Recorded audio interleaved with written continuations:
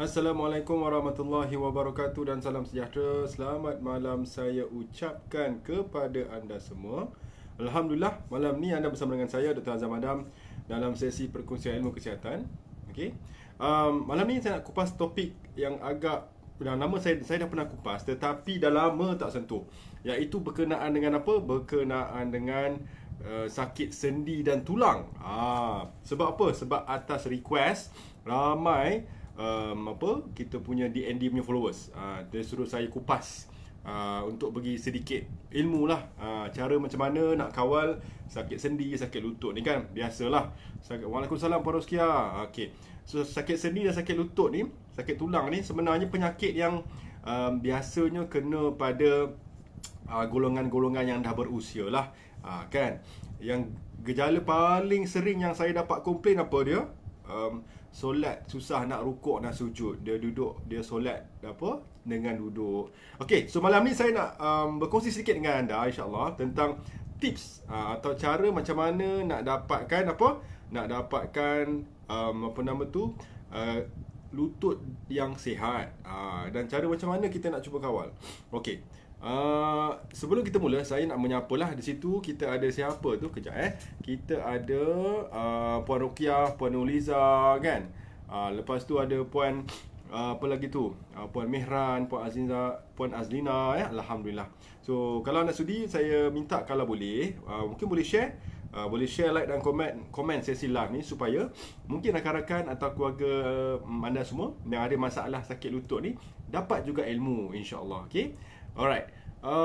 Okay. So sebelum kita mula, kejap saya ada sedikit masalah dengan saya punya Instagram ya. Tak apa. Boleh ke? Tak boleh. Tak apa. So malam ni kita bicara di Facebook sahaja berkenaan dengan topik arthritis. Alright. Radang sendi dan radang tulang ni penyakit yang antara penyakit yang paling common, one of the most common diseases lah, penyakit yang macam saya sebut tadi tu, kena dekat warga-warga emas, okey, yang lanjut usia. Sebab apa? Sebab radang sendi, sakit sendi ni dan tulang ni di bahagian lutut kita ni kan, fungsi dia samalah macam kita pakai kasut atau selipar. Jadi sendi kita ni kan, sendi lutut kita kalau kita ambil lah kan, dia kan ada memerlukan pergerakan. Jadi dia nak bergerak tu dari dia punya sendi kan, dia punya sendi. So di antara tulang ada lapisan namanya cartilage. Cartilage tu adalah bantalan, adalah dia macam sponge. Dia memastikan bahawa tulang ni dengan tulang B ni tidak bergesel. Jadi macam kita pakai selipar, kalau selipar kita setiap tahun pakai apa berlaku? Kasut dan selipar kita punya tapak tu akan haus. Samalah ibarat dia macam kita punya cartilage, sendi di antara tulang ni. Okay. Now, so istilahnya adalah wear and tear. Soalannya sekarang, gejala radang atau sakit sendi ni ada nama dia yang dalam bahasa medical dinamakan sebagai arthritis. Arthritis bahasa medicalnya. Arthritis ni gejala nama umum. Arthritis ni kalau kita ikut, dia ada dua radang sendi dan sakit sendi dan tulang ni yang paling utama. Arthritis. Satu, osteoarthritis. Nombor dua, rheumatoid arthritis. So dia ada dua sahaja pembahagian daripada arthritis. Satu, osteoarthritis, iaitu radang pada sendi. Itis tu maksudnya radang. Osteo tu tulang. Jadi osteoarthritis, radang pada tulang. Rheumatoid tu adalah faktor autoimun. Arthritis adalah radang tulang. Jadi rheumatoid arthritis adalah radang pada tulang dan sendi yang disebabkan oleh apa? Disebabkan oleh proses autoimun. Itu cara kita nak faham lah. Okay. So dua penyebab. Okay. Dua penyakit utama. Now, sebenarnya ada banyak arthritis ni. Ada yang nama dia psoriatic arthritis. Kalau ada pesakit yang kena psoriasis, ada risiko juga mereka beberapa ketika dia kena juga kat sendi. Dia dah kena masalah kulit psoriasis, dekat sendi pun kena juga. Jadi timbullah masalah nama psoriatic arthritis. Kemudian ada gout. Gout pun ada gouty arthritis nama dia. Gout arthritis ni apa dia punya ciri-ciri? Dia radang sendi dan juga uric acid tinggi. Sama juga arthritis juga, tapi dalam bentuk gout. Okey, Kalau kita cerita tentang radang sendi dan pada lutut ni, pada organ lutut ni, okey, antara penyebab utama dia adalah apa? Sebelum kita pergi penyebab utama, kita nak pergi dekat mana biasa badan di apa, gejala radang sendi ni biasanya berlaku dekat mana? Okey, boleh berlaku di mana sahaja bahagian badan kita yang ada sendi dan tulang. Dia tidak terbatas kepada apa? Kepada sendi lutut sahaja ke sendi siku, sendi tidak. Okey. So boleh jadi kena arthritis terkena pada apa? Tulang belakang atau spine. Boleh jadi spine tu ada banyak level, ada yang cervical, ada lumbar. Boleh jadi kena tulang apa? Tulang pinggul, hip. Boleh jadi kena pada ibu jari kaki, kena pada jari-jari tangan, kena pada siku, kena pada pergelangan tangan. Semua sendi dan lutut boleh kena arthritis. Namun, okey, osteoarthritis kan, atau sakit-sakit lutut lah yang biasa ni kan, yang biasanya pesakit komplain tak boleh nak sujud rukuk tu biasanya osteoarthritis. Disebabkan apa? Satu, wear and tear, penggunaan sendi tu disebabkan oleh faktor apa? Faktor usia. Sebab penyakit OA ni adalah penyakit degeneratif, penyakit yang wear and tear lah. Dah lama pakai, katakan seseorang tu dia hidup 70 tahun kan. Jadi bayangkan daripada dia usia masa budak-budak lagi, dah start berjalan, sendi tu dah digunakan 70 tahun, sendi tu digunakan. Memang lama-lama dia haus lah. Sama macam pakai slipper, pakai kasut tadi. Okey. Jadi osteoarthritis ni penyebab utama ni sebab apa?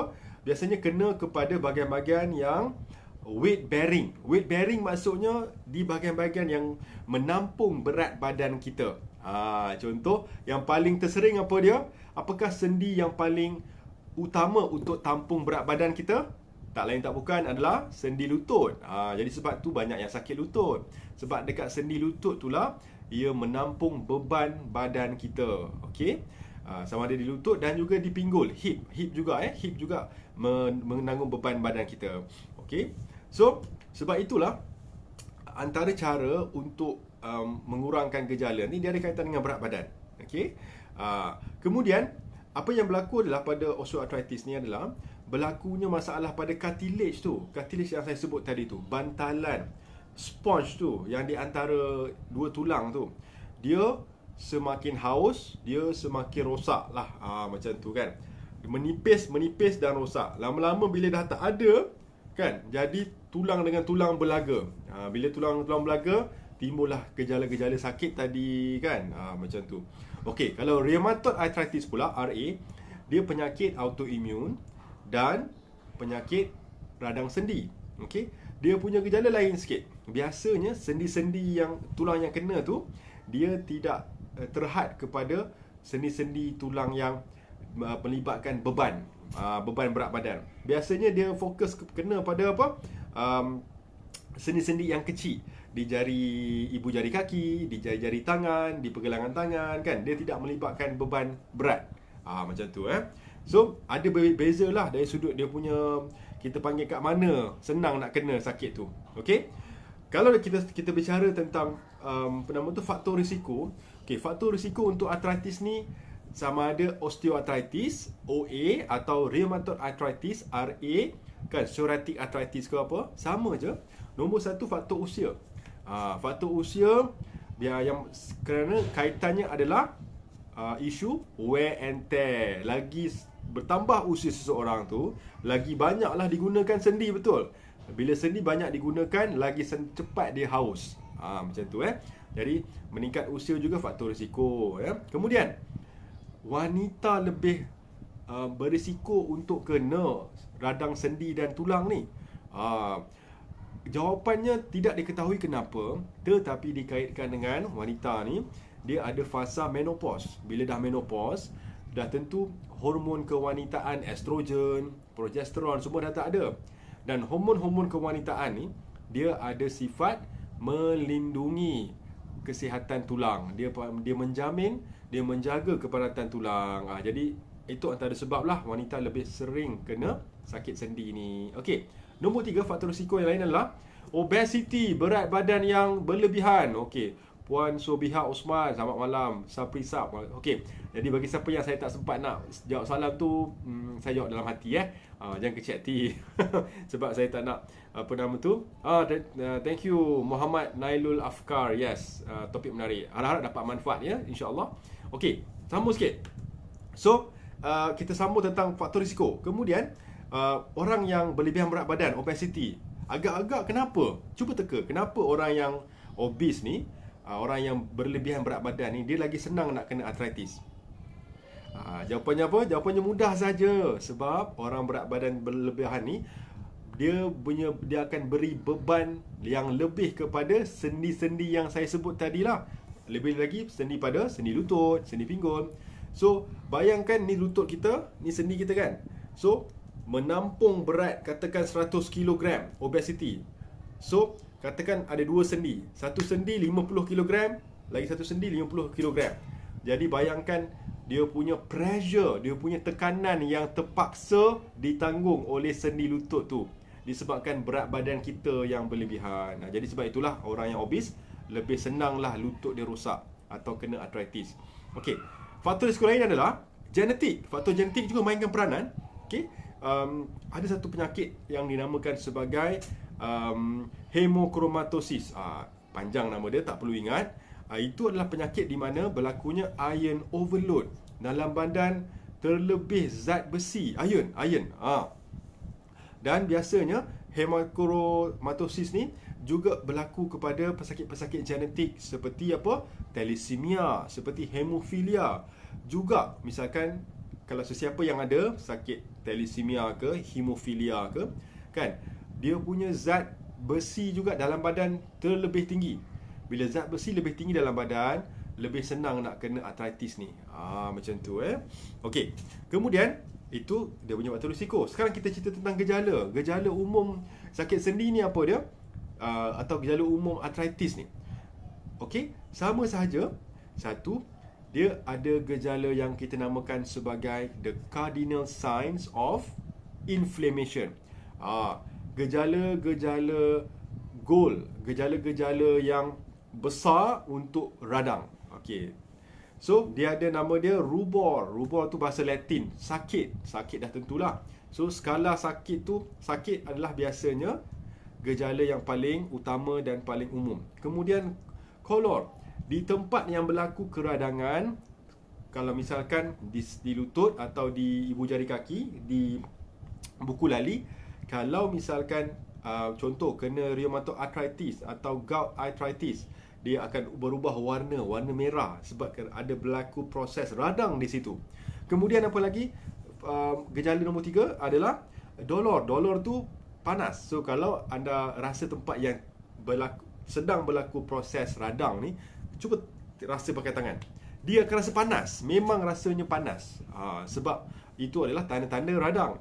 Kemudian tumor. Tumor tu adalah bengkak, swelling. Itu tanda-tanda yang beradang yang umum lah. Okey. Dan berikutnya gejala loss of function. Jadi loss of function, berkurangnya flexibility dan berkurangnya range of motion. Maksudnya kuranglah kemampuan pergerakan. Dia tak boleh bergerak macam biasa dah. Itu tanda-tanda lah bahawa memang arthritis. Kemudian kekakuan, stiffness juga ada tanda arthritis ni. Dan yang ni menarik. Biasanya ni antara gejala yang paling awal orang akan sedar. Nama dia crepitus. Crepitus ni maksud bila anda bergerak bunyi kerak macam tu. Kan? So itu menandakan mungkin ada benda-benda yang dah sendi-sendi anda dah mulai menipis. Nama dia crepitus. Kan? Biasa tak kalau anda bangun solat sujud kan bunyi kerak kat lutut tu, kerak. Crepitus nama dia. Tu tanda-tanda awal lah tu. Mungkin ada arthritis. Okay. Now, dan kalau anda pergi ke hospital, cara doktor nak diagnose ni, biasanya dia akan melakukan pemeriksaan fizikal. Dia akan check semua. Tapi X-ray tu confirm kena buat. X-ray sebab nak tengok sama ada tidak space yang narrow. Di antara tulang dengan tulang tu dia akan check. Di X-ray akan boleh nampak sama ada tidak ruang, ruang yang mencukupi antara tulang dan tulang. So kalau ruang ni semakin menipis, jadi menandakan ada arthritis. Dan daripada X-ray juga boleh kita dapat tahu kalau ada bone spur, macam sel-sel tulang yang tumbuh secara tidak normal, yang macam duri-duri yang tajam tu, bone spur. Itu tanda-tanda arthritis juga, ya. Okey. So itu adalah gambaran umum arthritis. Sekarang apa yang anda boleh buat nak bantu ni? Okey, anda dah check semua gejala saya ada, doktor. Kan, saya sangat menderita, kan, dah bertahun-tahun. Apa yang boleh saya buat? Okey, so number one, cara nak kawal masalah radang sendi, sakit sendi ni, okey, kita fokus kepada root cause. Kita fokus kepada penyebab dasar dia. Okey. So, penyebab dasar dia ada kepada nama penyakit ni, iaitu arthritis, atau nama lain radang sendi. So keyword dia adalah radang, keradangan, inflamasi. Jadi kita nak kawal arthritis, kita kena kawal radang tu. Okey? Biasanya kalau anda sakit, anda akan ambil painkiller, betul? Painkiller tak kisah banyak jenis lah, NSAIDs ke apa, nama-nama tak payah sebut. Tapi itu tidak treat, dia tidak address, dia tidak menyembuhkan, dia tidak mengawal isu dasar. Okey, isu dasarnya radang. Now, so kita nak kawal radang. Okey, tu kita punya objektif kita. So kita kena ada clarity, kita kena ada kejelasan apa yang kita nak buat. So kita nak kawal radang. So sekarang kita move on. Macam mana nak kawal radang tu? Sebab kita dah tahu radang tu penyebab dasar dia. Penyebab kita rasa ada masalah sakit sendi ni. So number one, anda perlu tahu dan perlu ingat bahawa penyebab radang utama dia datang daripada perut dan usus, gut. So step number one, anda kena fix your gut, kena pulihkan balik perut dan usus anda. Sebab sistem imun badan kita 70 hingga 80% terdapat di usus, sistem gut kita panggil GUT. So bila perut dan usus anda bermasalah, apa yang berlaku adalah badan anda akan sangat tinggi dengan keradangan. Nama dia systemic inflammation. Disebabkan oleh, nama dia leaky gut syndrome. Usus yang bocor dari sudut mikro, dari sudut dia punya permeability lah. So benda-benda yang tak sepatutnya tembus di dalam usus, dia keluar dari usus masuk ke dalam pembuluh darah ke satu sistem badan. Dan bila dah benda-benda seperti bakteria, seperti virus, seperti inflammatory markers yang menyebabkan radang, kan, dia akan travel, dia akan menyebar dalam badan anda, dan dia kemungkinan besar juga akan bertumpu kepada sendi-sendi lutut anda. So anda perlu fix your gut first. Pulihkan balik fungsi perut dan usus. Okey, cara je macam mana? Caranya dah banyak kali saya sebut. Alright, anda kena nombor satu, amalkan elimination diet. Kena eliminate dulu, kena pantang makanan yang menyebabkan radang, iaitu nombor satu, gula. Nombor dua, susu haiwan. Jadi ramai orang bertanya, doktor, susu tu bukan sihat ke? Kan? Bukan minum susu ni tulang tambah kuat sebab kalsium. Unfortunately, saya mungkin berbeza pendapat. Dalam susu yang ada di pasaran sekarang, dia susu yang dah diproses, dah dipekatkan, dah dicampur dengan creamer, dah dicampur dengan perasa. Itu bukan bentuk susu yang original. Dan dalam susu juga dia penuh dengan apa? Dia penuh dengan hormones dan antibiotics yang disuntik di ladang-ladang lembu. Okey. So semua hormon, semua antibiotics, semua penambah rasa dalam susu ni menyebabkan radang. Sebab tu anda kena pantang. Okey. Susu tidak menguatkan tulang, tapi susu melemahkan lagi tulang. Malangnya, bukan kita suka, tetapi begitulah keadaannya. Okey. Alright. So tinggalkan susu, pantang dulu. Alright. Gula pantang. Dan ni penting, gandum. Makanan daripada gandum ni dia ada gluten. So apa dia buat? Gluten ni merosakkan usus, merosakkan lapisan usus, menyebabkan banyak masalah. So pantang gandum, gantikan dengan yang non gandum, yang tak ada gluten. Contoh, kalau pergi kedai mama, anda boleh ambil apa? Boleh ambil order tosai lah. Macam tu. Kemudian kalau diberi pilihan nak makan mi, mihun atau kuih tiaw, pilihlah mihun sebab mihun tu daripada tepung beras. Macam tu. Kalau nak buat kat rumah, nak buat kuih ke kat rumah, pilih tepung kelapa ke, tepung almond okey. Alright. So, and then number 4, pantang processed food. Ini kita dah tahu processed food ni menyebabkan radang. Memang ianya racun. Okey. Bila dah eliminate, dah pantang, baru anda add on. Jangan add on dulu, kan? Kalau anda ambil lah suplemen semahal mana pun, bertimbun-timbun, kan, yang diimport, yang terbaik macam mana pun, tapi kalau anda tak mulakan step dengan betul, tak eliminate dulu, tak pantang dulu, jadi semua suplemen yang anda ambil tu, dia tak akan beri kesan yang 100% positif. Dia sebab tu first step, pantang dulu, control radang dulu, fix your gut. Okay, nombor 1. Kemudian apa yang langkah selanjutnya adalah, okay, anda boleh apa? Anda boleh ambil makanan-makanan yang tinggi dengan anti-inflammatory. Okay. So dalam kes ni ada beberapa vitamin yang sangat penting untuk kesihatan sendi dan usus. Nombor 1, vitamin D3 dan K2. So vitamin D3 ni anda dapatkan daripada berjemur. So jadikan amalan setiap hari 20 minit untuk dapat cahaya matahari. Okay.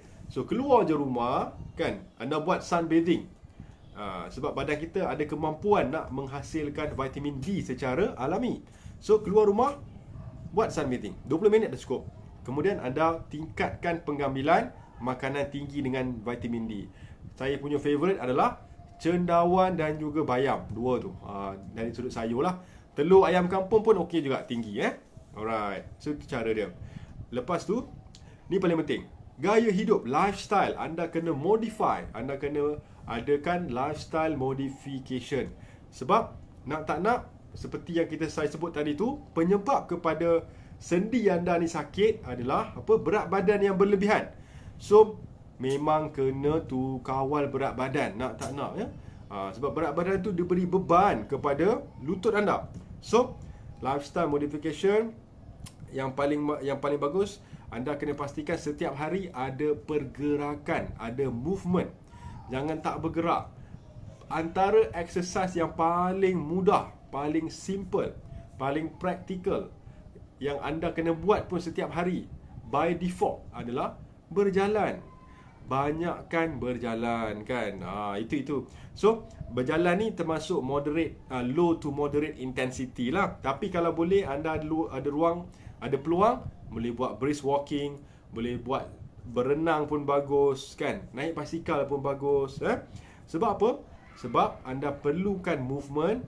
Satu, untuk apa? Untuk meningkatkan aliran darah. So aliran darah meningkat, oksigen meningkat dekat bahagian lutut tu. So bila oksigen meningkat, lebih mudah dia nak repair. Satu. Kemudian sendi ni anda kena guna. Sendi dan otot badan kita anda kena pakai. Kalau tak pakai, dia akan mengecut. Kita panggil muscle wasting. Kalau tak pakai, dia mengecut. Sendi ni kalau kita tak guna, kita duduk je rumah, dia berkarat. Samalah, dia berkarat.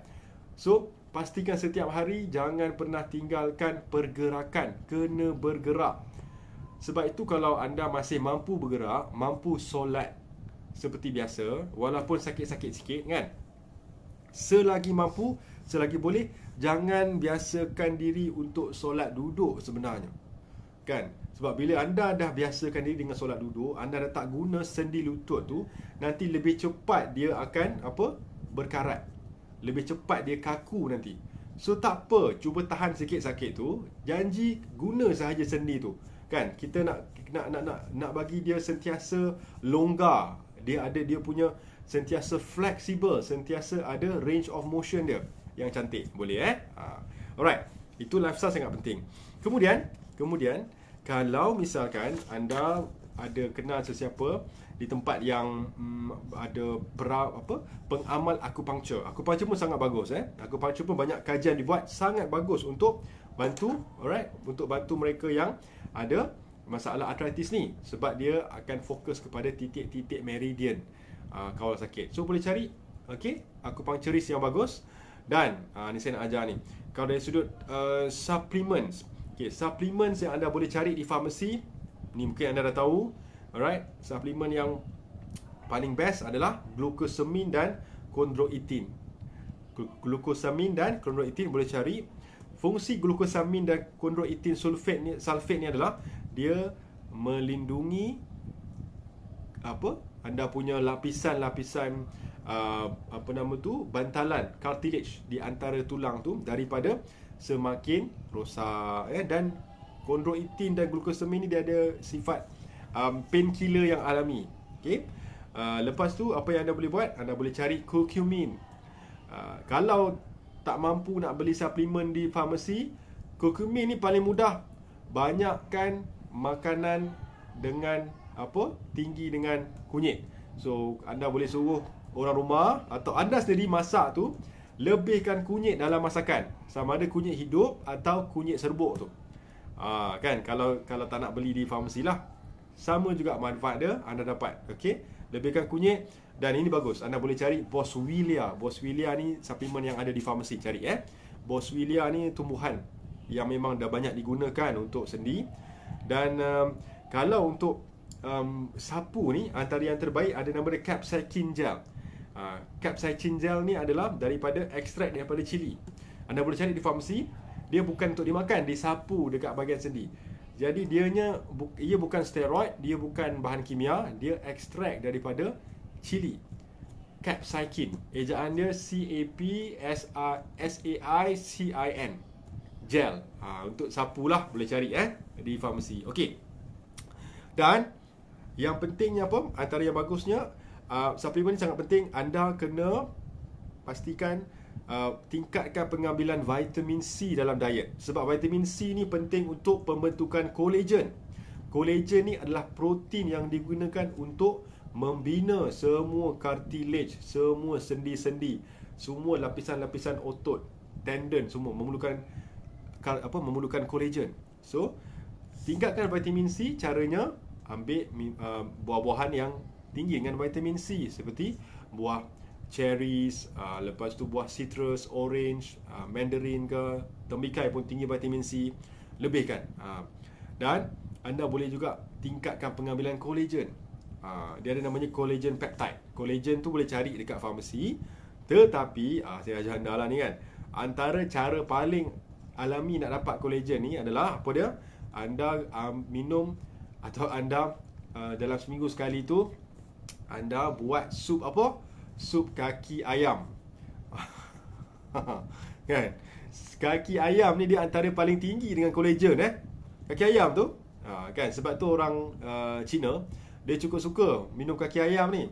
Tapi orang Chinese, dia minum kaki ayam ni, sup kaki ayam ni, sebab dia nak dapat awet muda.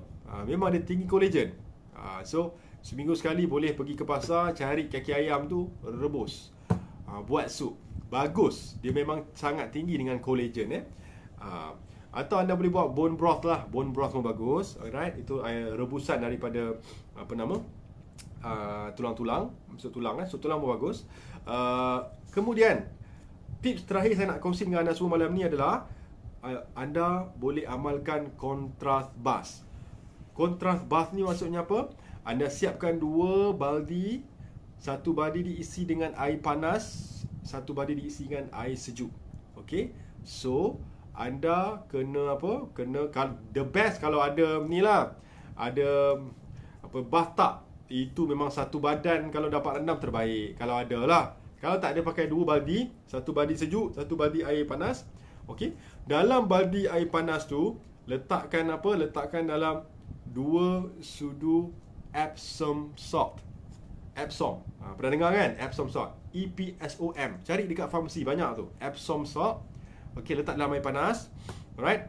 Sebab kemudian anda dah siapkan semua tu, anda buat contrast bath. Bahagian lutut anda ni, kalau ada sakit kat lutut lah, okey, anda maksudnya kena buat baldi yang besar sikit lah, kan, sampai lutut anda terendam. Kalau boleh lutut terendam. Okey, rendam kedua lutut anda tu dalam baldi yang besar tu, kan, dalam air panas dulu. Air panas yang dah dicampur dengan Epsom salt tu selama 4 minit. Biar je dia, okey. Biar dia 4 minit, kemudian dah 4 minit keluarkan dia, masuk dalam air sejuk pula. Air sejuk ni kalau letak ais terbaik lah, air sejuk selama 2 minit. Jadi 4 minit air panas, 2 minit air sejuk. 4 minit air panas, 2 minit air sejuk. Anda buat selang-seli. Alright? Buat selama 5 cycle. 4 minit air panas yang dicampur dengan Epsom salt, 2 minit dengan air sejuk. Kemudian ganti lagi air panas, rendam kedua lutut. 4-2 buat 5 cycle. Okey. Sebab apa bagus? Sebab contrast bath ni fungsi dia apa? Bila letak air panas, pembuluh darah dia akan apa? Dia akan vasodilate. Maksudnya dia akan mengembang. Okey. Bila masuk air sejuk, apa berlaku? Pembuluh darah dia akan menguncur. Vasoconstrict nama dia.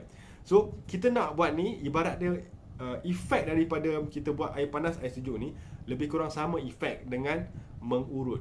Dia melancarkan aliran darah, dia meningkatkan oxygenation, meningkatkan kadar oksigen kepada sendi-sendi yang ada masalah tersebut. Jadi lebih kita dah bantu sendi tu untuk apa? Sembuh secara alami, untuk kawal radang. Okey. Epsom salt sangat penting sebab dia ada magnesium. Magnesium sangat bagus. Magnesium ni kalau kita letak kat kulit, dia boleh meresap ke dalam kulit. So Epsom salt cukup baik sebenarnya. Lebih lagi kalau anda ada rheumatoid arthritis, ada RA, ada psoriatic arthritis kan, yang ada autoimmune ni, ada lupus, semua tu, SLE. Jangan tinggalkan Epsom salt ni. Amalkan rendaman Epsom salt dengan air panas ni dan air sejuk ni. Kita panggil contrast bath atau hydrotherapy lah. Hydrotherapy atau thermal bath. Alright? Boleh semua? Baik. So saya rasa malam ni saya harap anda semua dapat manfaat, insya-Allah. Dan saya doakan kalau anda ada yang sedang diuji dengan kesakitan, semoga Allah memberikan anda kesembuhan, jalan keluar dan syifa, insya-Allah.